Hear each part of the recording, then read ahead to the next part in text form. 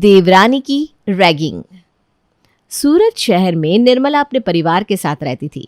निर्मला की 2 बहू, 2 बेटे और 1 बेटी थी। कुछ दिन पहले ही रोहन की शादी शुभी से हो जाती है।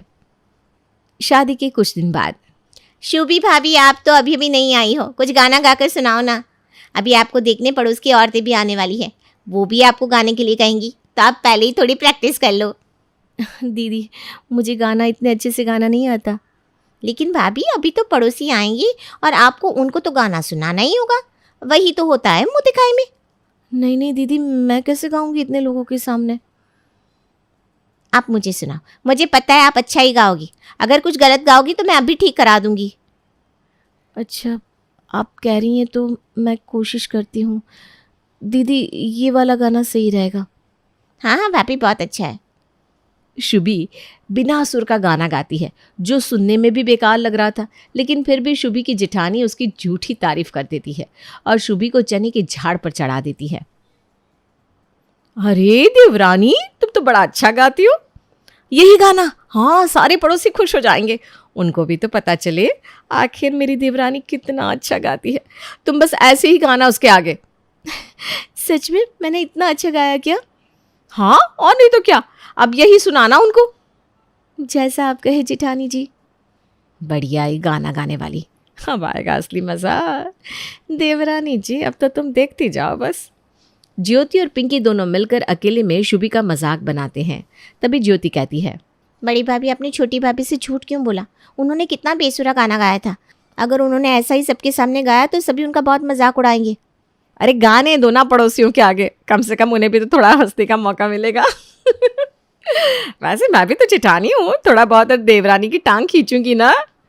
तभी पड़ोस की सरला आंटी आती है और दोनों को कहती हैं, क्या बातें चल रही है दोनों में? दोनों ननद भाभी मिलकर कौन सी खिचड़ी बना रही हो भला?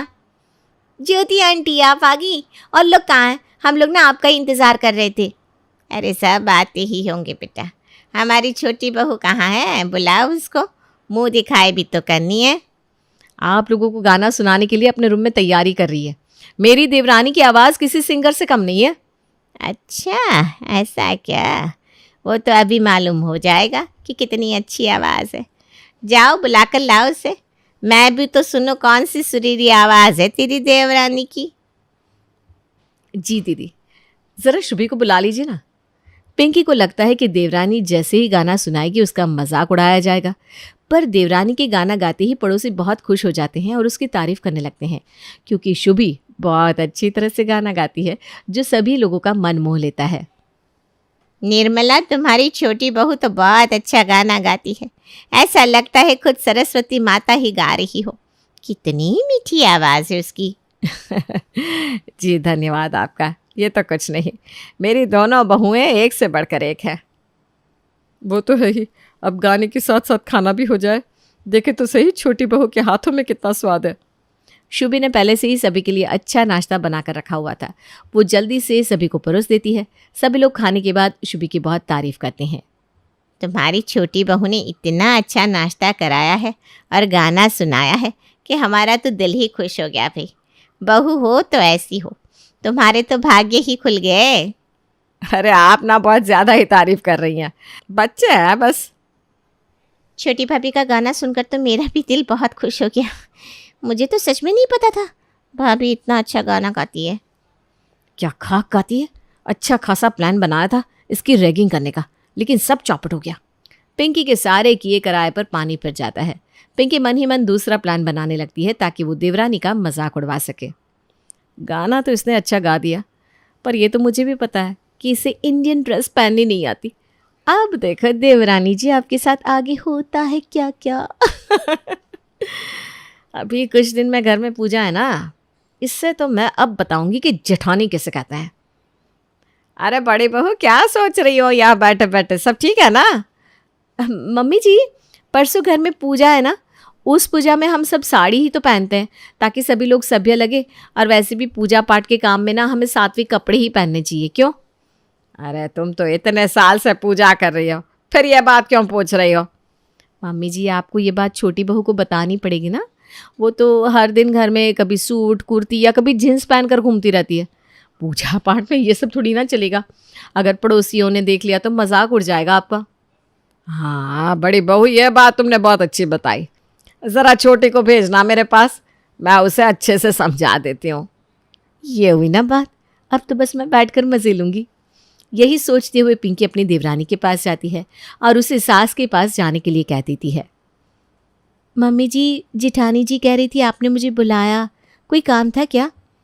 छोटी बहू देख, घर में ना कल पूजा है और हमारे घर की परंपरा है कि इस पूजा में साड़ी ही पहनी जाती है, तो तुम्हें कल साड़ी पहननी होगी। वैसे भी कल सभी आएंगे तो ऐसे छोटे छोटे कपड़े मत पहन लियो, कल ना एकदम संस्कारी बहू लगना, ठीक है?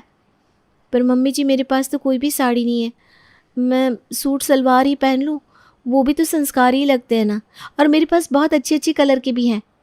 छोटी बहू, घर की परंपरा तुम्हारे लिए नहीं बदलने वाली। अपनी जेठानी से साड़ी मांग लो और वही पहन लो, और मुझे इस बारे में आगे कोई बात नहीं करनी। पिंकी को पता था कि शुभी को इंडियन साड़ी का कोई ड्रेसिंग सेंस नहीं है। पिंकी लाल कलर की साड़ी के साथ नियॉन ऑरेंज कलर का ब्लाउज शुभी को दे देती है। दीदी, इस साड़ी में मैं अच्छी तो लगूंगी ना? अरे हाँ देवरानी जी, सभी लोगों की नज़रें सिर्फ और सिर्फ आप पर होंगी। कल यही पहन लेना, इसमें तो एकदम परी लगोगी तुम। ऐसा कहकर पिंकी वहाँ से जाने लगती है। आज जब मेरी देवरानी नीचे पूजा में आएगी और तब जो वो गंवार जैसी दिखेगी और लोग उसका मजाक उड़ाएंगे, तब जाकर मेरे दिल को ठंडक पहुँचेगी। हाय हाय हाय। अब देखो तुम देवरानी जी, सभी लोग कल तुम्हें कैसे देखते हैं। अगले दिन सभी लोग पूजा में बैठे थे। तब पिंकी मन ही मन सोचती है, लो आज आ ही गया वो दिन जिसका मुझे कब से इंतज़ार था। अब सभी लोग शुभी को नमूना समझकर उसका मजाक उड़ाएंगे। अरे बड़ी बहू, छोटी कहाँ रह गई? पूजा करने में देर हो रही है, उसको जल्दी से बुलाओ। तभी शुभी एक सुंदर सी साड़ी पहनकर नीचे पूजा के लिए आने लगती है। मम्मी वो देखो, छोटी भाभी आ गई। वाह, छोटी भाभी तो बहुत सुंदर लग रही है। अरे वाह छोटी बहू, जेठानी तुम्हें इतना प्यार करती है कि इतनी खूबसूरत साड़ी दी है तुम्हें पहनने के लिए। इसमें तो तुम बिल्कुल चांद का टुकड़ा लग रही हो, कहीं नजर ना लग जाए। मम्मी जी, जेठानी जी अपना प्यार किस तरह दिखाती है ये मैं आपको नहीं बता सकती। मेरी जेठानी मुझसे बहुत प्यार करती हैं, तभी तो मेरा इतना ख्याल रखती हैं। मैंने तो तुम्हें लाल साड़ी दी थी, तो ये ब्लाउज की मैचिंग की साड़ी तुम्हारे पास कहाँ से आ गई? जेठानी जी, साड़ी तो मैंने ज्योति दीदी से ली है। क्यों, क्या हुआ? आपका मुंह क्यों उतर गया? मैं अच्छी नहीं लग रही हूँ क्या? देवरानी, वक्त वक्त की बात है। आज तुम्हारा वक्त है, कल मेरा भी आएगा। अभी तो पूजा का वक्त है, चलिए जेठानी जी। एक बार फिर पिंकी अपने प्लान में कामयाब नहीं हो पाती। तभी पिंकी को खबर मिलती है कि शाम को कुछ मेहमान आने वाले हैं और निर्मला ने अपनी छोटी बहू के हाथ के खाने की बहुत तारीफ कर रखी थी। मम्मी जी, सुना है शाम को मेहमान आ रहा है? हाँ बेटा, तेरी बुआ सास घर पर आने वाली है। ठीक है मम्मी जी, फिर मैं खाने की तैयारियां शुरू करती हूँ। अरे नहीं नहीं बड़ी बहू, खाना तो आज छोटी बहू बनाएगी। तुम्हारी बुआ सास को छोटी बहू के हाथ का ही खाना खाना है। मैं भी तो देखो, नाश्ता तो बना दिया छोटी बहू ने, अब खाना कैसा बनाती है। अच्छा अच्छा, ठीक है मम्मी जी। वैसे भी देवरानी तो बहुत अच्छा खाना बनाती है और आपने उनकी तारीफ भी बहुत की है। देख लेना, आज रात बुआ सास तो उंगलियां ही खा जाएंगी। तुम छोटी बहू से जाकर कह दो कि तैयारी करना शुरू कर दे, कुछ ही देर में वो लोग घर पहुंच जाएंगे। आज तो खाने में नमक इतना ज़्यादा डाल दूंगी, जब बुआ सास खाना खाएंगी फिर पता चलेगा देवरानी कितना अच्छा खाना बनाती है। अब देखती हूँ कैसे बचती है। आज तो मजाक के साथ साथ डांट भी सुनने को मिलेगी मेरी प्यारी देवरानी को। अब आएगा दुगना मजा। पिंकी के कहने के बाद शुभी सभी के लिए खाना बनाने में लग जाती है। वो जल्दी जल्दी में खाने में नमक डालना भूल जाती है। शुभी के रसोई से निकलते ही पिंकी रसोई में जाकर सारे खाने में नमक डाल देती है। अब देखो देवरानी, तुम्हारे साथ होता है क्या। पिंकी वहाँ से चली जाती है और थोड़ी देर में सभी मेहमान आ जाते हैं और शुभी सभी के लिए खाना परोस देती है। जैसे ही बुआ सास खाना खाती है तो, वाह क्या बात है निर्मला, तुमने बिल्कुल सही कहा था। तुम्हारी बहू बहुत स्वादिष्ट खाना बनाती है। अरे दीदी, मैं ऐसे थोड़ी ना अपनी बहुओं की तारीफ करती हूँ, जो है सच है, सामने है। निर्मला, तुम्हारी बड़ी बहू कहाँ है? जी अभी बुलाती हूँ दीदी, पिंकी जरा इधर आना, बुआ सास बुला रही हैं। नमस्ते बुआ जी, कैसी हैं आप? खाना कैसा लगा आपको? बहू, खाने का तो जवाब ही नहीं। इतना स्वादिष्ट खाना है जैसे किसी 5 स्टार होटल से आया हो। हैं? मैंने तो खाने में नमक ज़्यादा डाल दिया था, फिर इन्हें खाना इतना अच्छा कैसे लग रहा है? क्या सोच रही हो बड़ी बहू? अब कुछ नहीं बुआ जी, बहुत खुशी हुई सुनकर कि आपको खाना पसंद आया। सबकी जाते ही देवरानी अपनी जेठानी का मजाक उड़ाते हुए कहती है। क्या बात है जेठानी जी, आपको आपकी हार अच्छी नहीं लग रही है क्या? देवरानी इतना मत इतराओ, सारी जिंदगी साथ ही रहना है। मैं भी देखती हूँ कब तक बचोगी तुम। वैसे जेठानी जी, आपका बहुत बहुत शुक्रिया। आज आप ना होती तो सच में मेरा तो खाने का मजाक ही उड़ गया होता। आपने तो मेरी इज्जत बचा ली, चाहे कुछ भी हो। आज आप नहीं होती तो पता नहीं मेरा क्या होता। तुम कहना क्या चाहती हो? मैंने ऐसा क्या किया जो मुझे नहीं मालूम? इतना सारा सामान बनाना था कि मैं जल्दी जल्दी में खाने में नमक डालना ही भूल गई थी, और आपने मेरे खाने में नमक डाल दिया, और इसी वजह से मैं आज बच गई, वरना मेरी डांट तो पक्का थी। चलो, मेरी गलती की वजह से आज तुम बच गई, शायद कल ना बचो। और जब तक तुम मेरे सामने ऐसे अकड़ में रहोगे ना, तब तक तुम्हारी अकड़ तोड़ने की मैं पूरी कोशिश करूंगी। दोनों को बातें करता हुआ सुन वहाँ निर्मला भी आ जाती है। क्या बातें चल रही है जेठानी देवरानी में, मुझे भी तो बताओ कोई। कुछ नहीं मम्मी जी, बस देवरानी को बता रही थी कि जेठानी का पद बड़ा होता है, इसलिए उनकी बात सुननी चाहिए, और जेठानी हमेशा बड़ी ही रहेगी इस घर में। अच्छा अच्छा, वो सब छोड़ो, चलो और काम की बात सुनो। मुझे ना 2 दिन के लिए सत्संग में जाना है, तुम दोनों को ही घर संभालना होगा। अब मेरी दोनों बहू हैं तो मैं सोच रही हूँ अपना सारा समय पूजा पाठ में ही लगा दूँ। मम्मी जी, आपसे अकेले में कुछ बात कहनी थी। अच्छा ठीक है बड़ी बहू। छोटी बहू, तुम जाकर छत से कपड़े ले आओ, मुझे पैक करना है। बताओ पिंकी, क्या बात है? मम्मी जी, आप ना हमेशा तिजोरी की चाबी मुझे देकर जाती हैं, इस बार क्या आप चाबी छोटी बहू को देकर जा सकती हैं? कम से कम छोटी बहू को भी जिम्मेदारी का एहसास होना चाहिए ना।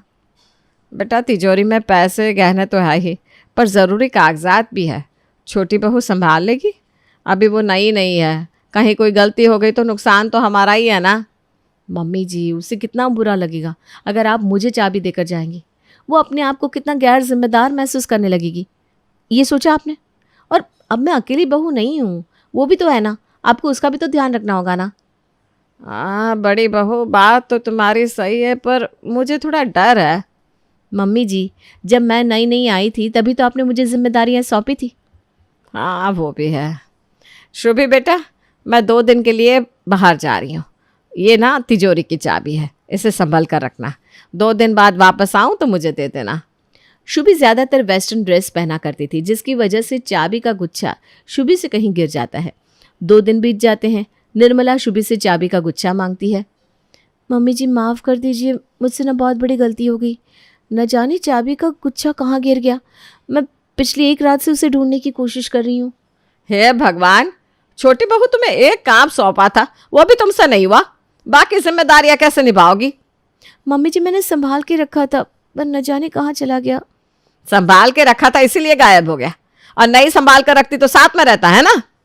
मम्मी जी शांत हो जाइए, चाबी का गुच्छा मेरे पास है। कल शाम शुभी जब जींस पहनकर घूम रही थी ना, तो उसकी जेब से ये गुच्छा गिर गया था और मैंने उठा कर रख दिया। क्या बात है बड़ी भाभी, आखिर जेठानी तो जेठानी ही होती है, जीतेंगी तो वही ना आखिर, बड़ी जो है उनसे क्या मुकाबला।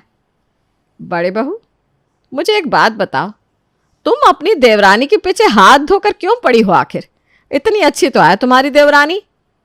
मम्मी जी, देवरानी तो बहुत अच्छी है मेरी। अरे बड़ी भाभी, अब तो बता दीजिए, कम से कम अपनी जीत की खुशी में ही ये बता दीजिए कि सच क्या है। ये बात उस वक्त की है जब मैं और शुभी एक ही कॉलेज में साथ में पढ़ते थे। उस वक्त शुभी मेरी सीनियर थी। एक सुबह जब पिंकी अपने कॉलेज पहुंची तो पिंकी के सीनियर शुभी और उसके दोस्त सामने खड़े थे। अरे पिंकी हो तुम? तुम तो जूनियर हो। हाँ, मैंने कुछ दिन पहले इस कॉलेज में एडमिशन लिया है। क्या कहते हो, फिर तो रैगिंग बनती है ना। पिंकी और विक्की, क्या कहते हो, इससे एक गाना सुना जाए? अरे यार, गाना तो कोई भी गा सकता है, शुभी तो हमें डांस करके दिखाएगी। देखिए आप लोग मुझे यूँ परेशान ना करें, मुझे डांस नहीं आता, मैं गाना सुना दूंगी। अब देखिए, सुनने का समय तो चला गया और डांस करने का समय आ गया, तो मुंह बंद करिए और नाचना शुरू करिए पिंकी जी। पिंकी जिस तरह से डांस करती है, शुभी और उसके दोस्त बहुत मजाक उड़ाते हैं। जैसे ही वो अपने क्लास में पहुंचती है, वहां शुभी और उसके दोस्त भी आकर बैठ जाते हैं। डांस तो हमने देख लिया शुभी, पर कुछ खास मजा नहीं आया, तो फिर कुछ नया ट्राई करें। एक्टिंग कराना कैसा रहेगा शुभी? अरे यार, एक्टिंग कौन सी बड़ी बात है, तुम लोग कुछ अच्छा नहीं सोच सकते हो क्या?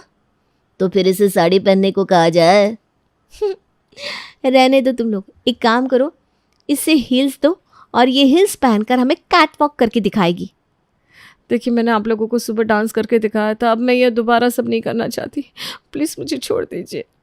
अरे ऐसे कैसे जाने दे, बिना कैटवॉक दिखाए तुम कहीं नहीं जा सकती, क्लास में भी नहीं। और पिंकी हिल्स पहन के एक दो बार गिरती भी है। ये सब देखकर शुभी और उसके दोस्त खूब मजाक उड़ाते हैं। मम्मी जी, उस वक्त शुभी मेरी सीनियर थी, तो उसने जैसे चाहा मेरी रैगिंग ली, और अब वक्त बदल गया है। शुभी इस घर में आई और अब मैं उसकी सीनियर हूँ और वो मेरी जूनियर, तो इतनी रैगिंग तो बनती है ना।